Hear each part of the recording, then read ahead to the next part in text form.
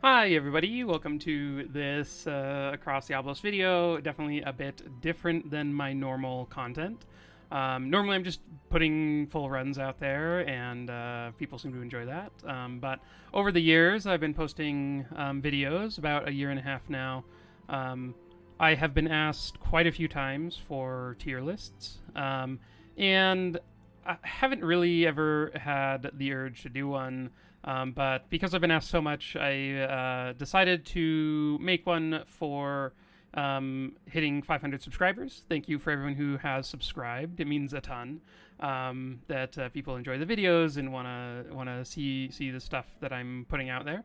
I don't talk a ton about subs in my main videos, but I'll definitely shill a little bit here. So if you do enjoy Madness 16 content, sort of the hardest adventure mode content in the game, I put out about a video a week with a new run, and starting now, I'm going to be putting out a second video a week of just sort of talking about some aspect of the game, explaining sort of how I build certain characters, or maybe talking about cards, whatever it is. It'll be a little bit different each week, but something like this where it's not a full run, but a little bit of info about running at Madness 16. So, it's been a ton of fun putting out videos. If you haven't seen any of my videos before, just to give you a little idea about what I do, is I usually am looking for comps that interest me. So stuff like Evelyn, Cornelius, using a certain talent or a perk setup to you like deal a ton of burn damage in the early game, or playing a comp from another streamer who came up with a really sweet idea of using Zek as a tank and Brie as the carry, which was a ton of fun. One of my more popular videos from a couple of months back was Otis carrying in Madness 16 and sort of how all that works.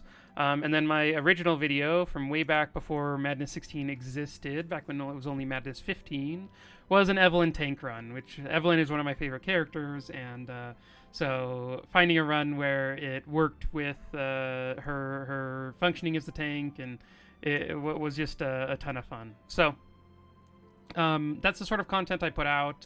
If you like that stuff, then definitely consider subscribing. There'll be more, and thanks for everyone who has. So, getting into the actual tier list, there are some notes I wanted to chat about before I start, just to sort of explain my decisions and chat about it before I actually get going. A couple of things. I don't care about score. So in my runs, I'm never really worried about what my score is. So if characters die, that's fine. It gives me a minus score, and I'll have to deal with the death store. But like, I will continue on with the run. If I'm not really looking for routes that give higher points, I'm mainly just looking for routes that like have the highest consistency in winning the run. And so the next thing is that my enjoyment for the characters is going to be definitely be in like part of this list, because some of them I like haven't enjoyed playing a ton, and so I just don't play them that much. And so like I like Madness 16 runs take a long time, right? It's like a 5 hour, 4 hour kind of run, and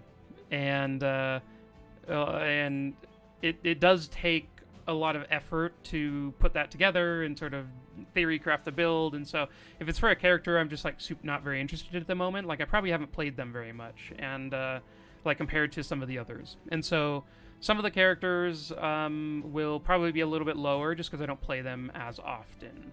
And then versatility is a huge part of my decisions for these characters. I, in general, don't. I feel like a lot of the characters can fit into a carry role. A lot of the characters can like sort of fit one niche, and like when a character can do it all, like I feel like I can bring them on any run, then that's when I feel pretty great about that character, and they'll probably be higher up on the tier list. So, with that out of the way, oh, and of course, this is for Madness 16. I said this earlier, but just wanted to reiterate. Basically, only Madness 16 is what I'm looking at, is what I have knowledge of, and so, obviously, if you're playing adventure mode, then these lists, like this list, will work for anything below this too. Now, one thing for people who are playing at a lower level, the one, I think the biggest difference between Madness 16 and lower on power level for like how your characters scale is the restricted power perk. Or part of Madness 16, so it restricts how high you can stack your buffs. And so I think there are characters that are sort of nerfed harder by that than other things. So if you're not playing with that, or you're playing on like Madness 14 or 12 or a little bit lower, working your way up, there are some characters that'll be better just because they don't have that restriction. Okay, well, let's get into the list. Let me pause real quick. Okay, we're back. I just wanted to rename some of the tiers, and so that sort of is a better explanation of how I'm doing this. So up at the top, we have S tier, which I've labeled as fits in all comps. So these are characters who you can basically put in any composition, and they will be good, right? They're going to like be effective at what they're doing. And they can sort of fit in lots of different ways. They can be damage dealers. They can be healers. They can be the person who protects you, gives support. So these are characters who sort of do it all. And then the A and B sort of just middle tiers, ranking everyone else along the way. And then down at the bottom, we have the only damage tier.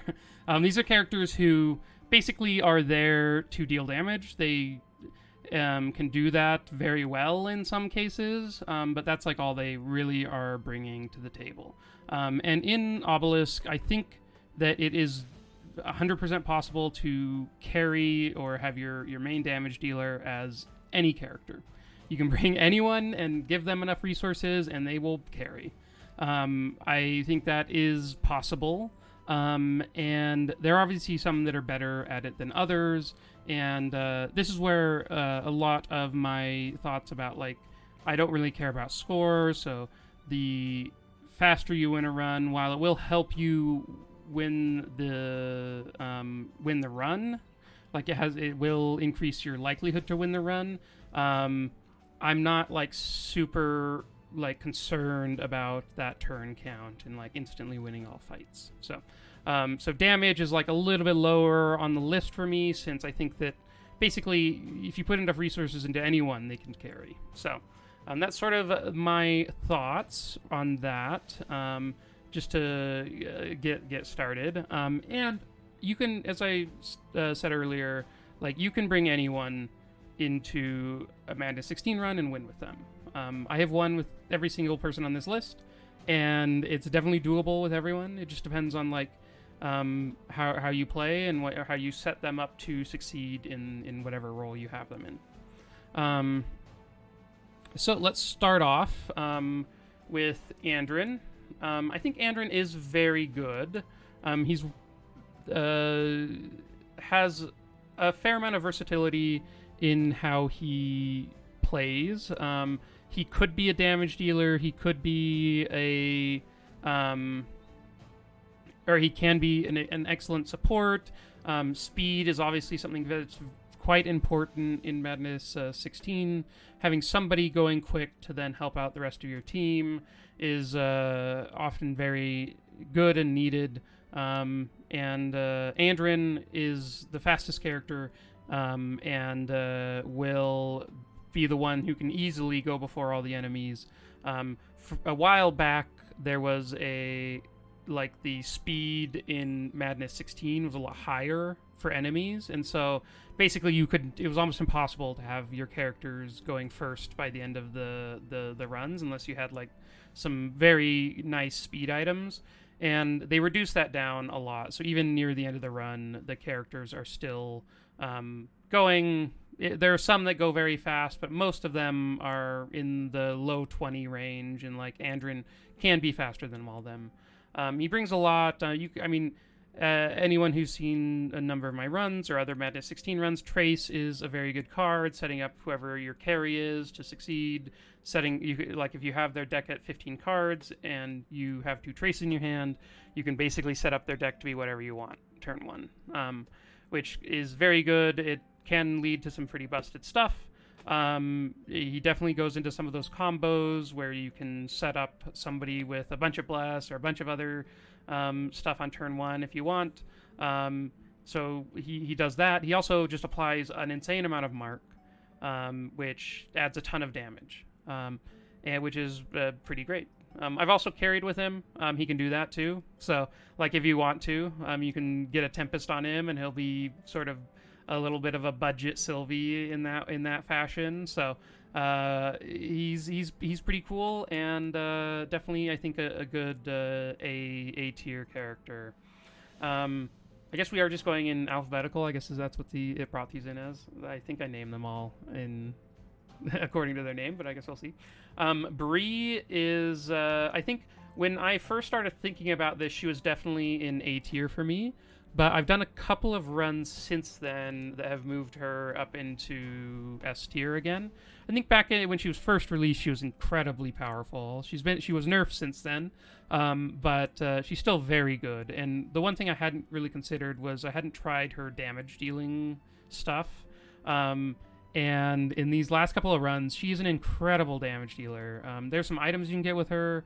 Icebreaker, I think that's what it's called, where when she adds crack to an enemy, she deals cold damage and adds some more, adds some chill and stuff to them. I think chill and crack. So it is an incredible sort of setup, and when you do that, she deals a ton of damage. And so she's definitely moved up into the top tier. Also, her defensive capabilities are very good. She's very quick, which again, as we talked about with Andrin, is like an important trait in Madness 16. Just the difference between her going first and giving 20 block to everyone, or in some cases with some of her skills, way more than that. And somebody like Heiner, who is quite slow and needs a lot of help to go quicker, there is a difference there that is for sure meaningful. She also gets to, if you're doing a damage-focused stuff in the early game, her going quickly to get a howl or something like that to slow down the team, then often lets your whole team go before them, which is pretty awesome. So I think she is in S tier for sure. And has moved up in recent times for me.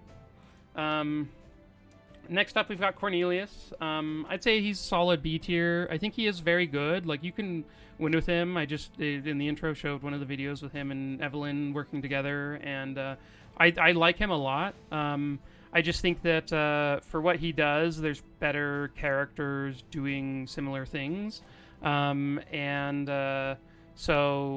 I think he lands in B tier because his late game, I think, is a little bit less powerful than the other mages, and a little bit down on that side. His early game, by far the best early game mage. He will wipe through Act 1 so simply that it's not very funny. He also helps you get into the hatch. He also your Act 1 and gets you a free upgrade in the hatch.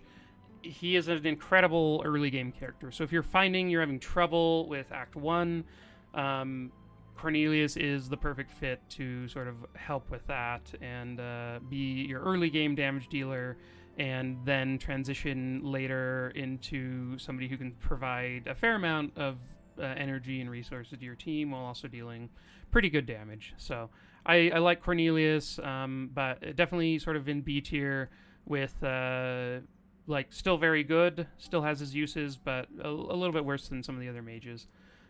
We've got Evelyn now. I love Evelyn. I think she's probably somewhere in A tier. maybe B tier, like above Cornelius, but I just really enjoy her. This is where my enjoyment is maybe coming in a little bit. She also just is super versatile in that her elemental weapons let her buff up allies, let her buff up herself, let her really change and superpower any of the elemental builds that are happening. And she's just like a ton of fun to play. Her starting deck is pretty good. You get your mana gem, you get some transmissions. It's sort of a lot more. You have an ability to sort of provide energy to others in a way that some of the others can't early on. And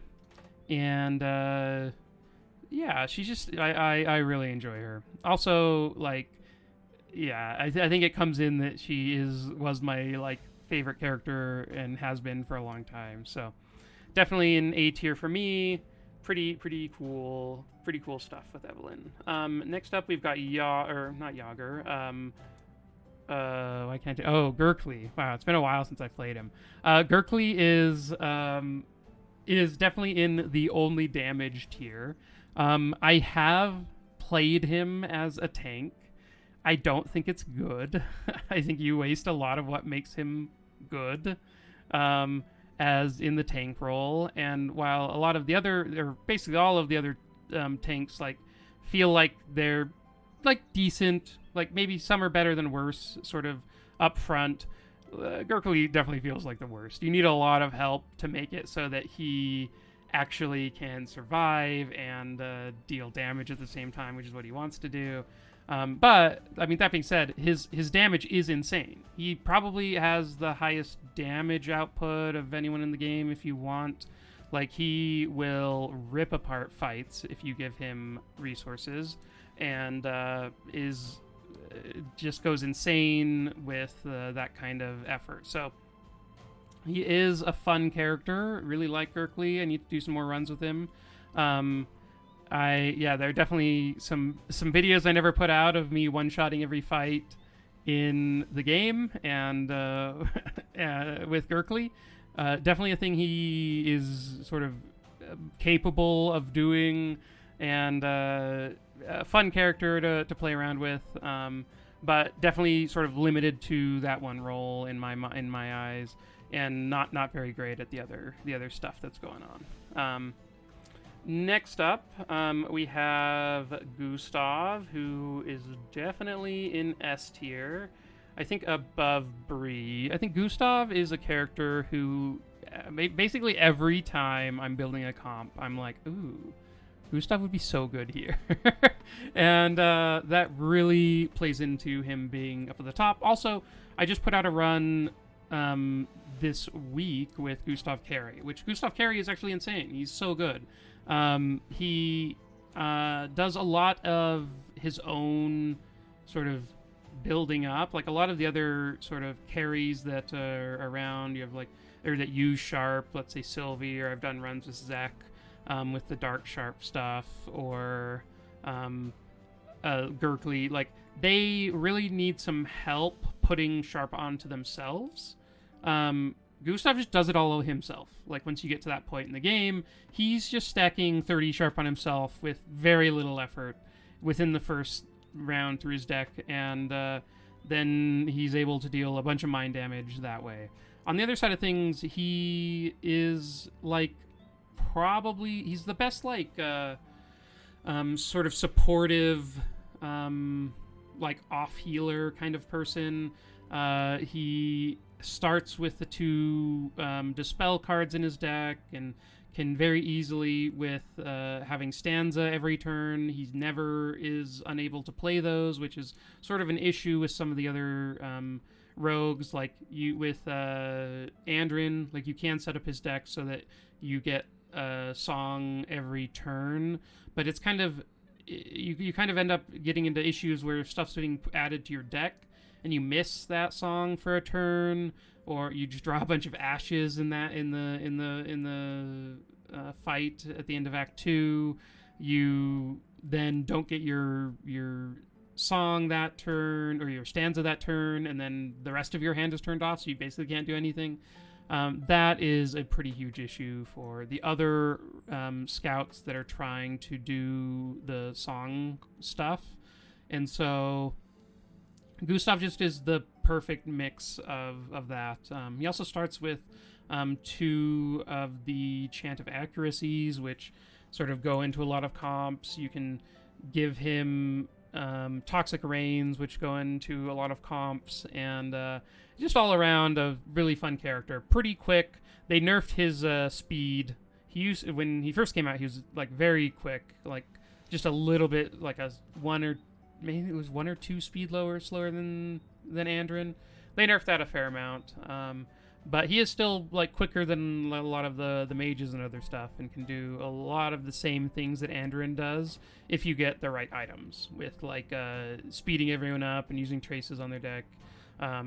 That all that stuff sort of goes into Gustav, but I feel like he has more versatility, more options in what he can actually accomplish. Heiner. Heiner, I think for a long time has been in A tier. I think he's slowly moving down for me. I feel like he is very good, very capable of winning runs, very capable of sort of being the tank that you need. He's just like obviously that's what he's built around. He is the tank.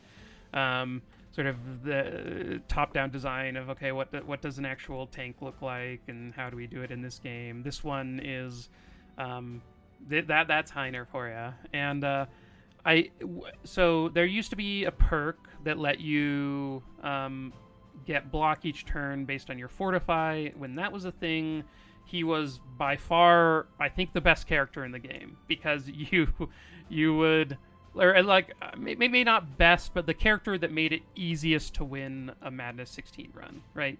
You would place him in your team comp. You would get to when he gets Steel Forge, which I still think is one of the best cards in the game.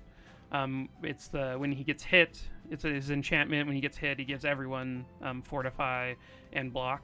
And so you would just get to that, and he would add 20 fortify to everyone, and then you would get 5 block for each fortify. And so with that, you're getting 100 block a turn on everyone for basically very little cost, nothing. I mean, it just his 1 Steel Forge. So that was removed. That perk was changed. And so since then, he does actually have to actively put effort into giving some block and whatnot. Still very good at it. Still can do it. I think he works really well with fights or comps that are trying to do fire or blunt damage, because he can add a lot of fortify, and that then adds damage to your team with that perk. So I think he is a pretty good character, probably an A tier for what he does, and yeah, I like him a lot. Next up, we have our boy Magnus, the OG. So Magnus is hard for me because I just don't play Magnus. I think it's been, I don't know, a year since I put him in a comp. Like, I think he is good. His speed is nice. He has Captain's Howl, which is an insane card. Not as good on Madness 16 as the Madness Challenge and other stuff like that. Stuff is just a lot more tanky. The vulnerable a little worse than, like, still very good, but not quite the same level as letting you just one-shot stuff as easily. But the fact that he's quick makes him good. I think if I played him more, he would be higher. Really, he's here because I just don't know him very well, and I don't know how he works. Yeah, so this is like sort of poking me to be like, hey, play Magnus some, like actually learn what he does, learn how effective he is. He can sort of do blocking stuff. He can do damaging stuff. I'm not really sure. So he's around here. I'm gonna put him lower than Cornelius just because, like, yeah, he is what he is. I'm sure eventually I'll get around to playing him some more. But yeah, let me know if you think Magnus is awesome. Let me know, and I will give him a go. Definitely fits into some like OTK, like one turn kill comps, right? That's exactly what they want, the howls and fast people and all that. So he is he's pretty interesting, but kind of boring. Like, I don't know, he doesn't excite me, and so that's probably why I don't put him in tons of runs. Okay, Maluka. Maluka. I feel like Maluka is somewhere A to B. So I my next run that's coming out is a run where the team uses no block throughout the whole run. So no block, no shield at all. And Maluka is the healer in that run. And I think in that run, it'd been a while since I'd played Maluka. In that run, she is pretty incredible in the late game. Her late game is just so good. She has the not Mojo, that's her dark side. It's the one that she gets extra vitality charges, and then whenever you play a healing spell, it dispels your whole team one. It's incredible. It's so good. It like makes it so you can just have a deck full of healing spells. You don't have to worry about dispel because you're just dispelling everyone, everything, every turn you get. It also then adds a bunch of regen to people. And so it really worked well with no one was getting blocked, but we had a bunch of vitality that we were adding, and she put a bunch of regen that then let us heal up through that. And there's some items on her that are just bonkers. If you get the right setup, that she ends up being quite good. So currently, I think I'd move her a little bit up into the bottom of A tier just because of that recent experience. And I'm still trying to figure out how to make her work as a carry. I love Jinx. It's such a fun ability. Every time you deal damage, you apply Dark, and then you're sort of healing up your whole team, and you can deal a ton of damage that way. So I think that that's a possibility of working. Still trying to just find the right solution to it all. So that's where she's at right now. I may change things around as I get everyone in here, but that's where I'll place her at the moment. We have Zek. Zek is an interesting case because I think he is very good, but I don't think he goes in any comp. I think he's a little bit better than Evelyn. I think he sort of has a little bit more utility. He starts with 2 dark packs, which are incredible. He can be quite a good damage dealer. I did Seal's tank run with him, which was amazing, super fun, and definitely a thing that Zek is capable of doing. Vampirism at the end of the fight is awesome and a bunch of fun. So I think I'd put him in A tier. I might scoot him up into the top, but probably not at this point. I think A is a good place for him. Looking at this, maybe Maluka needs to come down to the top of B. I don't know. She's pretty cool though. I think her early game. I think part of her the trouble with her is that her early game healing is like probably a bit worse than the other healers. I think she has a lot more trouble with that, and needs some help in the early game to make it work. But she is very good. I was just looking at Nezglek coming up here and thinking that Nez has to be higher than Maluka. He's incredible. He's definitely top of A. I might move him, but he is sort of the jack of all trades. His ability to play skills each turn is insane. He can deal a ton of damage with the right item setups, and he just can solo heal if he wants, which not all the healers are capable of doing. So I'd put him top of A. Really like his pathing too. You get a free shop in Act 3 with him. He the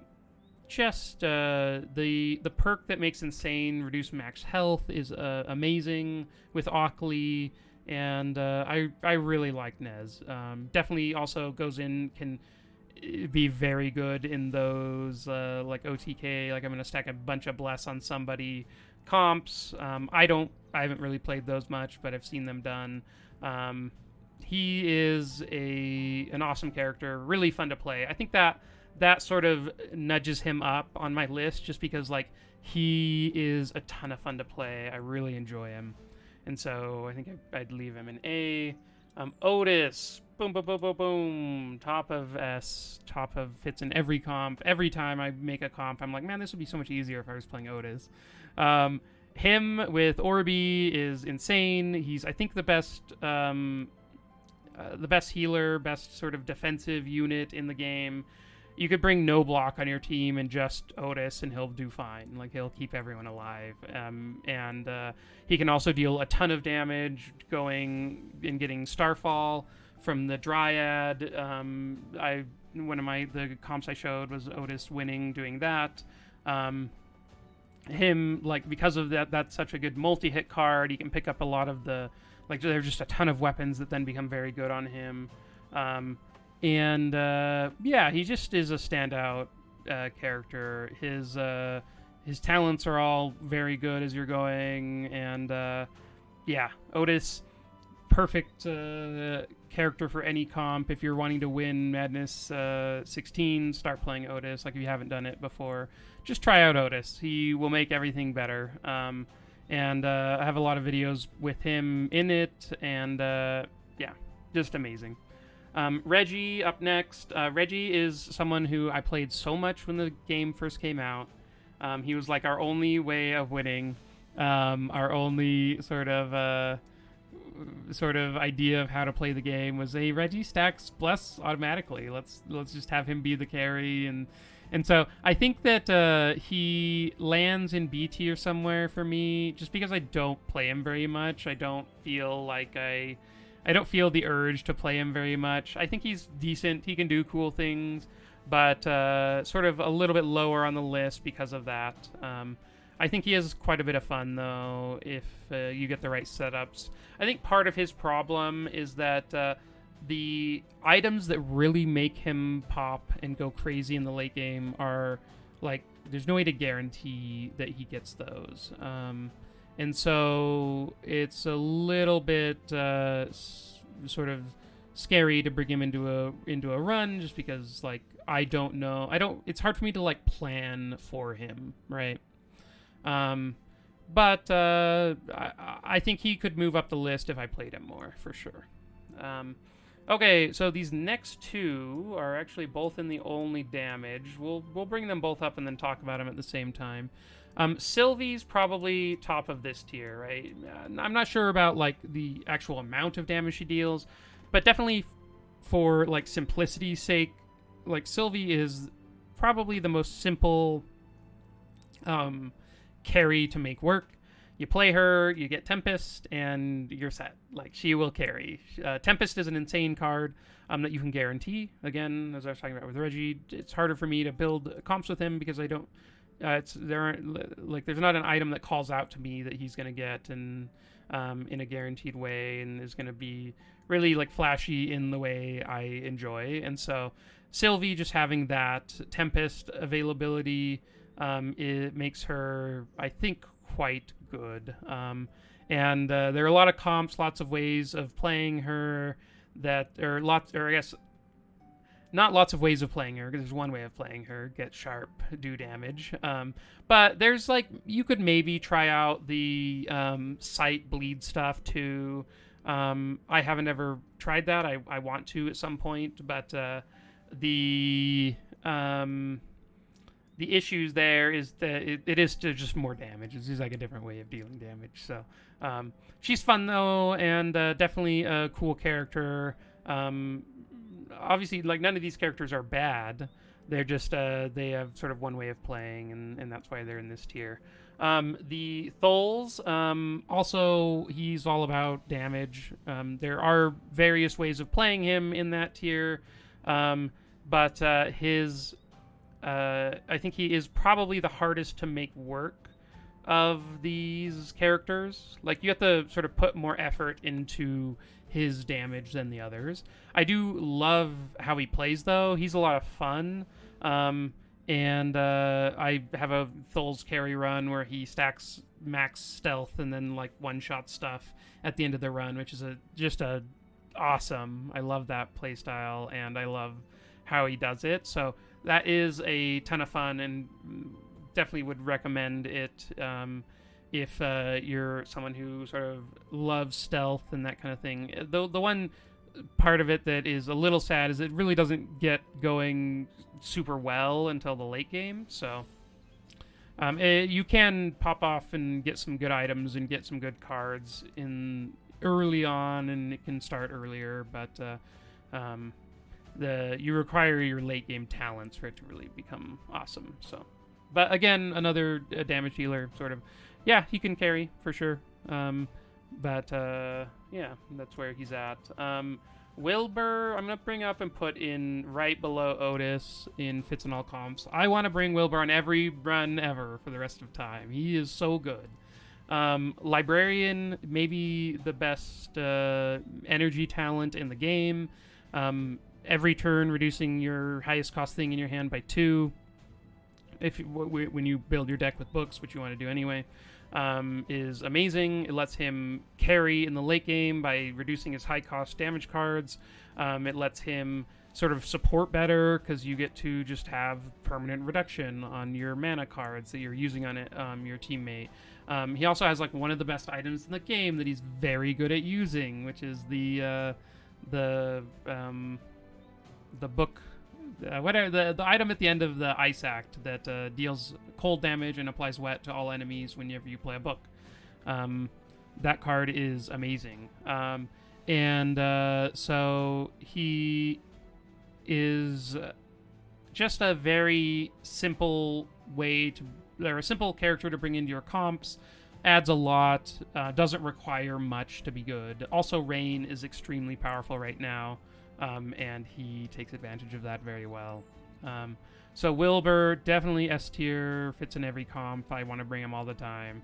I have to, like, when I'm building comps, I have to, like, stop myself because I'm like, oh, Wilbur would be perfect here. And it's like, well, the last, like, 3 videos have had Wilbur in them. I gotta swap it around. So yeah, that's sort of where he's at. I think he's very good, and a lot of fun. Last but not least is Yager. I think he goes up into S tier. So Yager has a lot of things going for him. He gets to buy Wolfie in Act 1 and corrupt it through his own event, which is incredible. It's so good. Wolfie applies a bunch of vulnerable, applies shock, and deals damage to all enemies once it's corrupted. It is an insane pet and very good. And then also, his late game is probably the best late game in the game for support. On his meat side, he then fills up with everyone with a bunch of meat, and it's all the gourmet kind, which makes it so that you get to boost and max out all of your damage buffs and all of your defensive buffs, and he just starts going wild in the late game. So definitely a late game beast, early game monster, sort of on both sides of things. Starts with a really good deck.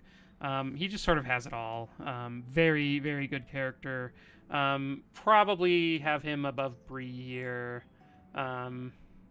He also can be an insane damage dealer. The next run, the run I was talking about earlier with Maluka and no block at all, was a Yager run, and he's the carry and just deals an insane amount of damage in the late game with Big Bad Wolf. So both sides of his talents are very good, and so yeah, that's sort of where he ends up in my list, and yeah, I think this is sort of around where I land. Now, I think any of these characters could move up or down a little bit the more I play with them, and don't feel like the characters at the bottom and the only that's not like an F tier or anything. That's just like what it is. It's only damage. They are just there. They do their thing, and they're there just because like everyone can sort of do damage, and everyone can do it in various ways. And I think they are, while I think that they are probably a little bit worse at damage than some of the other characters in at the top of the list anyway. So, yeah. So this is sort of where I come down on it. Hopefully you guys enjoyed this. Hopefully it was insightful. I'll maybe do another one when I reach 1,000 subs. And yeah, had a good time. Hopefully you guys let me know if you agree, disagree, what I got wrong, what I got right. Happy to chat about things in the comments, and definitely consider subscribing for more content about Madness 16. And I will be elated to see where the game goes next. I'm excited to see what they do with it, and yeah, should be fun. And thanks for tuning in, and yeah, see you next time.